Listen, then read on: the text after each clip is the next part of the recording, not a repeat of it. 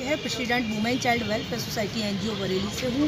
और आज एक जो प्रकरण हम लोग लेकर आए थे सिटी मजिस्ट्रेट के यहाँ, ये मैटर था। हमें 25 जनवरी को एक कार्यक्रम किया था जिसमें जन्म देने वाली 101 माँओं को सम्मानित किया गया था, जिसमें हमारे मुख्य अतिथि रहे थे आईजी साहब, तो डीआईजी साहब रहे थे। और शाम को हमारा जस्ट एक कार्यक्रम और था, क्योंकि ये गणतंत्र दिवस की पूर्व संध्या थी, तो उसमें हम लोगों ने 1950 कैंडल लगाकर उस पूरा अशोक स्तंभ को सजाया था वहाँ कंपनी गार्डन में, तो जिसमें हमारे चीफ गेस्ट उसमें सिटी मजिस्ट्रेट साहब रहे थे, सर रहे थे। और उसमें हुआ क्या कि हम लोगों ने 3 संस्था वालों को बुलाया था, जिसमें अशोक महान सेवा संघ एक संस्था थी, एक मौर्य विकास संस्था थी और एक जाटव महासभा थी। हम 3 संस्थाओं को हम लोगों ने सम्मानित किया था।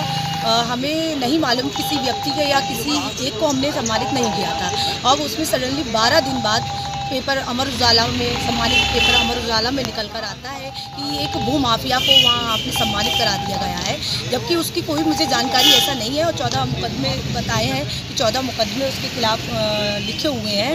और उसको तो हमने कभी मैंने उसको फेस टू फेस। क्या नाम क्या है उनका? उनका रमेश मौर्य है। क्या करते हैं वो टीचर हैं, बेसिक टीचर हैं।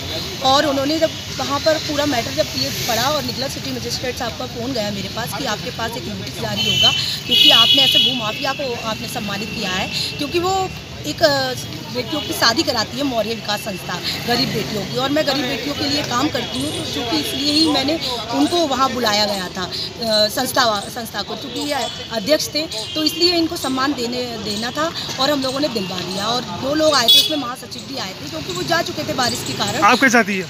मैं चाहती हूँ मुझे न्याय मिले, क्योंकि जो हमने किया नहीं है फालतू में हम लोगों को इसमें इशू बनाया जा रहा है। इसमें हमने उसका जवाब दे दिया है और हमें इस बात से कोई लेना देना नहीं है, क्योंकि हम उनको जानते भी नहीं हैं। सिर्फ मैं ये जानती हूँ कि मौर्य विकास संस्था गरीब बेटियों की शादी कराती है, तो इसमें इशू बनाकर हम लोगों को इसमें इन्वॉल्व किया गया है। और मैं गरीब बेटियों की लिए मदद करती हूँ, काम करती हूँ, हमेशा करती रहूँगी। और मेरी कोई ऐसी मंशा नहीं थी शासन प्रशासन की छवि को धूमिल करने की, और भविष्य में ना ही होगी।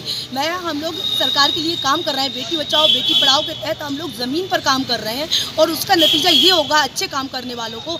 ये कभी मैंने सोचा नहीं था। ठीक, बढ़िया।